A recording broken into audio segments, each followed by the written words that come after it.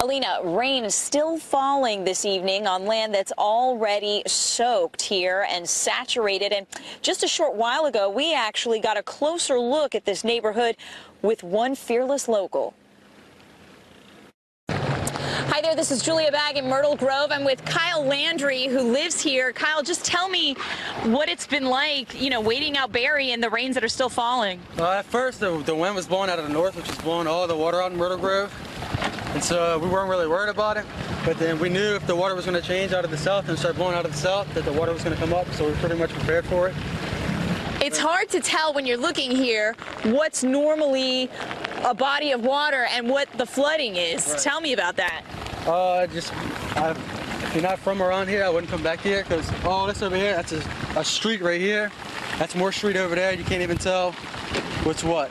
Because, where we are is actually normally water. Right. But you can't tell where the canals end and where the streets begin. The bank probably comes out to where that grass is floating right there. So about 6 foot out. So right now, obviously we see your neighbors doing cleanup. What is your main concern? Or are you just waiting this out? I'm just waiting it out. I did all my cleaning up this morning, so got everything done, just waiting it out. You've got to feel like, though, that you dodged a bullet here with the, considering how low you are in this area south of New Orleans. Yeah, well, we survived Katrina down here, so we ain't nothing much. All right, Kyle Landry, thanks so much for talking to us. Julia Bagg in Myrtle Grove, just south of Louisiana, NBC6 News. And just a short while ago, I also spoke with the lieutenant governor, who tells me that he's grateful this evening for no loss of life or even loss of animals. This is an agricultural area. A lot of cows had to be evacuated. He did tell me, though, that at this point, the rest of the state still not out of the woods tonight. Live in Myrtle Grove, Louisiana, Julia Bagg, NBC6 News. Chris, I want to introduce you to Princess. Princess is being credited as a hero this morning because she is the one who alerted her owner that flames were burning, that the fire was destroying their home. It was her barking. Her 82-year-old owner tells me that woke her up this morning, and she was able to escape that fire that ripped through this home right here. Now in daylight, you can get a better look, but it's hard to tell the damage. So let's take you to some video right now so you can see what firefighters had to put out this morning. It was around 3 o'clock, the family tells me, when the fire started. Apparently in the back of the house, it was a shed that burned, according to firefighters. Now I spoke with 82-year-old Daisy Sequeira, who told me that a neighbor knocked on her door, but she didn't hear that knocking. She was fast asleep. Take a listen. La perrita que sí, yo la sentía ella nomás. It was the little dog I heard, she told me. She heard her dog barking. She did not hear the knocking.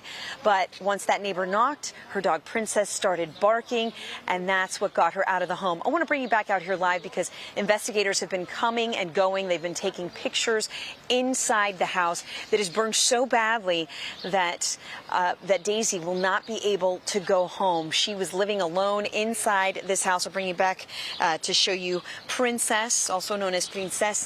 This is her little dog, who she said woke her up this morning. Again, it was a neighbor knocking on their door, but Daisy Sequeira told me she did not hear the knocking. What she did hear was little Princess barking. You are taking a live look as firefighters are searching for survivors in this partial collapse, this multi-story building partial collapse. The northeast side is where it collapsed.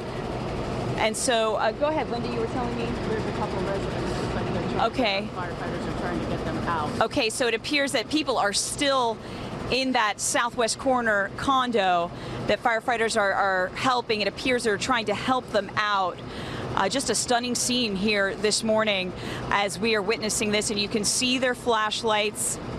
Looks to be about the 9th or 10th floor approximately, where you see those firefighters inside the building. So they are on the opposite corner from where the collapse happened, because the collapse was on the northeast side of the building. So this is the part of the building that is still standing at this point.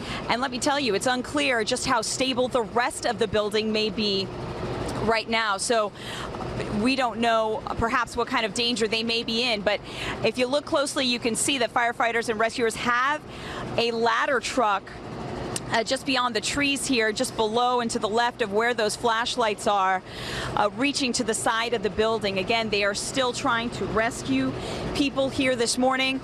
And so further to the left, it appears they're going to different condos, because I just saw another flashlight in an adjacent condominium on the same floor. It appears that power is out in the building because everything is dark. You can see that a cherry picker, that part of the ladder truck in motion, moving down a little bit. And I have to tell you, what is really unsettling here is we have no idea how stable this building, the rest of this building, may be after the northeast portion collapsed.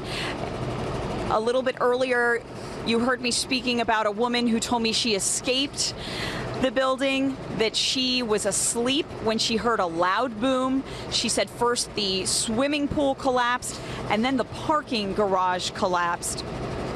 And as you take a live look with me, you can see firefighter activity here as they're apparently trying to rescue more people and escort them out of this building that who knows how safe this may be. We'll go ahead and turn it back over to you all in the studio. All right, Julia, thanks so much. Bad ladies, I've got a sea creature for you right here. This little crustacean looks pretty good. And, you know, the weather is great right now. This is Clay Porch's catch. But earlier, it was a different story.